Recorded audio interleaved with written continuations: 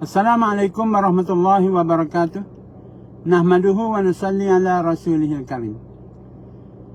Pencerahan apa itu khadam?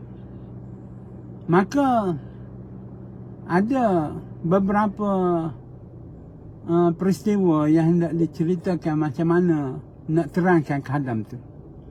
Yang pertama ada dalam satu buku menceritakan seorang jemaah haji pergi ke Mekah dan dia telah hilang daripada kawan-kawan dia.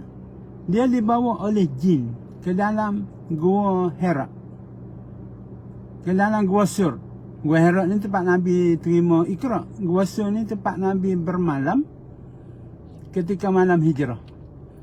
Jadi dia duduk dalam gua Sur ni bersama dengan ramai jin, jemaah jin daripada seluruh dunia. Dia makan, tidur, minum situ. Dan waktu dia hendak pergi, dia naik taksi. Ada taksi dia, ada kereta sewa dia. Dan dia hantar ke Padang Arafah, ke Mina untuk melontar ke Masjidil Haram.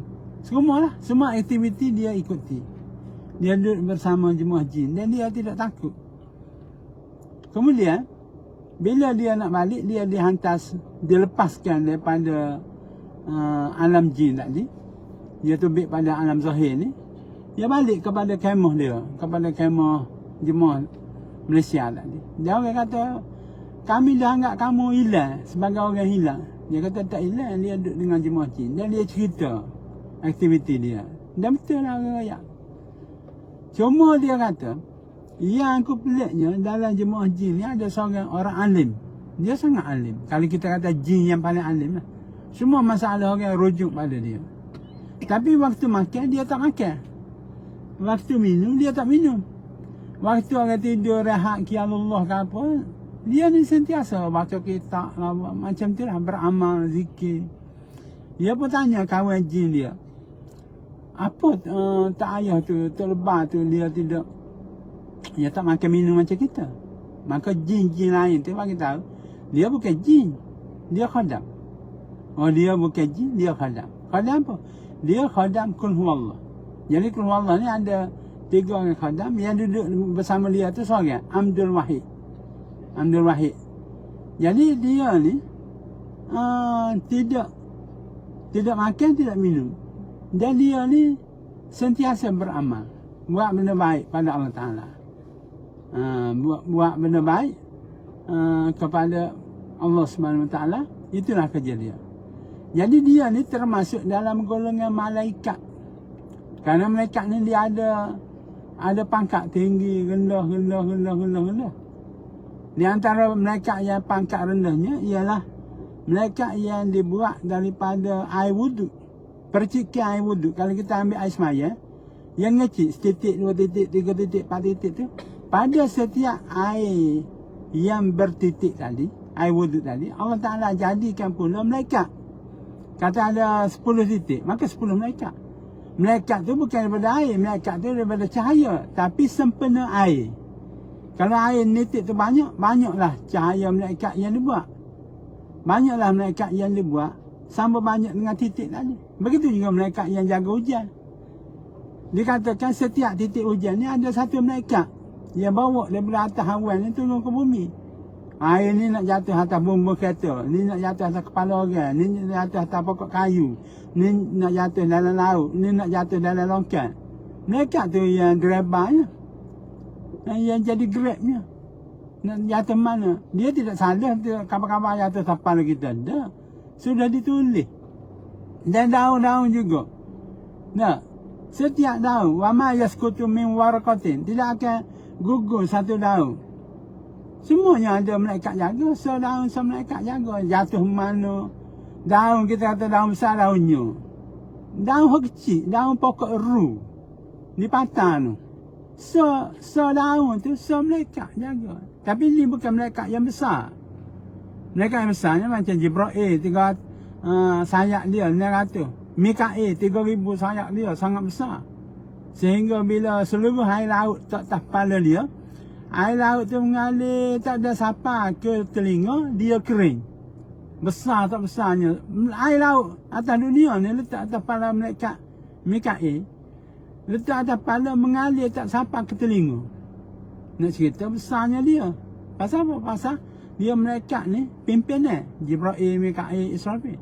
Ni malaikat hak khadam, ni malaikat hak bahagian kasta rendah. Kalau kita boleh bubuh lah. Kasta hak kita kata ni jaga daun, ni jaga klorofil, ni jaga plankton, ni jaga kumen. Jadi malaikat ni dipanggil sebagai khadam. Hak jaga keluar Allah. Dan bukan saja keluar Allah, mereka ada jaga Yasin, mereka ada jaga surah Baqarah. Setiap huruf dalam Quran tu ada malaikat yang menjaganya. Dan ada ayah saya bagi tahu dulu, ada seorang dia buat wifi huruf waw macam azimat orang demam. Bila demam dia tulis huruf waw, dia pun gulung-gulung suka pakai untuk kesembuhan. Jadi orang tu pun buka tengok huruf waw. Dia kata, tak ayah tulis huruf waw. Kita boleh tulis huruf waw. Dia kata, cuba mengkecek dengan wawmu tu, kata, supaya hak aku tulis ni, aku boleh suruh, aku boleh arah dia. Dia pun kata, wa, kepala ke bawah, wa pun mesti kepala bawah. Wa, tidur, kepala ke atas, dia pun tidur. Wa, kepala depan, wa pun mesti. Kertas tak mesti, tapi wa tu mesti ke atas, ke bawah, kiri, kanan, mengikut arahan. Mengikut arahan. Jadi, dia kata, cuba mengata pada wa, hak mu tulis. Dia pun kata, wa, kepala bawah, tak gerak. Pasal apa? Pasal, wa yang pertama ditulis tadi dengan memasukkan khadam di situ. Dan khadam itulah yang berperanan. Jadi khadam ni dia berperanan untuk bertindak atau memberi kesan kepada sesuatu. Nak dapatnya kena buat amalan yang begitu tegar, begitu kuat. Atau ratus-ratus ribu, puluh-puluh ribu dengan zikir dan sebagainya, baru dapat. Jadi benda ni boleh ke tak boleh? Jadi ada ulama-ulama dahulu ada yang membolehkan penggunaan khadam. Dan ada juga yang cenderung kata tak payahlah. Pasal dia akan memakan diri. Pasal apa? Pasal khadam ni dia bertindak lebih kurang jin juga. Jin ni kalau kita ada hantu raya, kita nak buang hantu raya, tak nak dia balik kepada kita, kita kata, hey hantu raya, mu ambil jagung ni, mu pergi tanam. Mu pergi tanam ni, selagi tak tumbuh, mu jangan balik. Padahal jagung tu kita rebus je. Bila kita rebus, dia sudah mati. Dia tak hidup dah, dia pergi tanam, dia pun tunggu cokok, tunggu tumbuh. Minggu, 2 minggu, sebulan, setahun, 100 tahun pun tidak akan tumbuh dan dia tidak akan balik semula kepada kita. Itu salah satu cara lah untuk tipu hati raya. Tak tahulah, takut dia lah ni cerdik sekolah lah. Jadi tuan-tuan yang mulia, itulah di antara tipu daya yang akan kita hadapi sekiranya kita berkhidmat ataupun kita ambil khadam ataupun ambil hantu atau ambil jin untuk jadi pendamping kita. Dia memang ada kesan.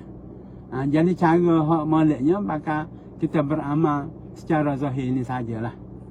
Cuma orang dulunya dia banyak perkara-perkara seperti ini yang ada dalam sekeliling hidup dia. Jadi tuan-tuan melihat, itulah sedikit sebanyak pencerahan tentang khadam. Nanti kalau ada apa-apa lagi kita akan sambung lain kali. Sekianlah sahaja. Wassalamualaikum warahmatullahi wabarakatuh.